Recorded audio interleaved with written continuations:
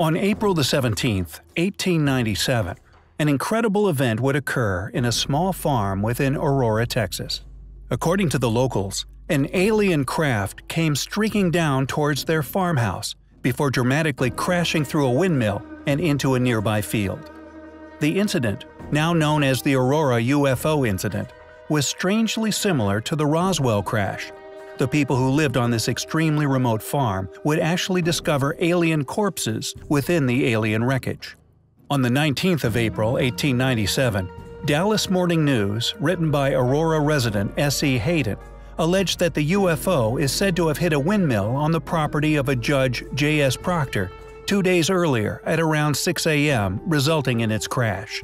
A pilot, who was reported to have been not of this world and Martian-looking, according to a reported Army officer from nearby Fort Worth, did not survive the crash, subsequently buried with Christian rites at the nearby Aurora Cemetery.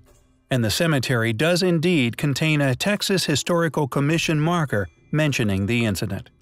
Reportedly, wreckage from the crash site was dumped into a nearby well, while some ended up with the alien in the grave.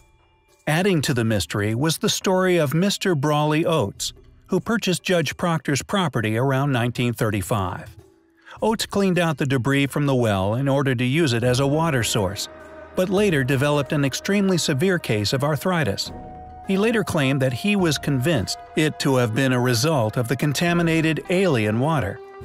However, not only is there clearly extremely compelling details here, some of which clearly need to be investigated further, there is also the site of an alien grave. On December 2, 2005, UFO Files undertook an investigation related to the incident, titled Texas's Roswell. Their episode featured a 1973 investigation led by Bill Case, an aviation writer for the Dallas Times-Herald and the Texas State Director of Mutual UFO Network, MUFON. MUFON investigated the Aurora Cemetery. They discovered a rather peculiar stone that was, in fact, a headstone, which depicts an alien craft. This stone signifies the resting place of what most of the town are convinced was an alien being. The team received very strange readings from metal detectors when exploring the grave. MUFON asked for permission to exhume the site, but the Cemetery Association declined permission. After the MUFON investigation, the marker mysteriously disappeared from the cemetery, and a 3-inch pipe was placed into the ground. MUFON's metal detectors no longer picked up the strange metal readings from the grave. Thus, it is now largely presumed that the artifacts, along with remains, have been secretly removed from the grave. MUFON's report eventually stated that the evidence was inconclusive, but did not rule out the possibility of that strange event actually occurring on the night of 1897.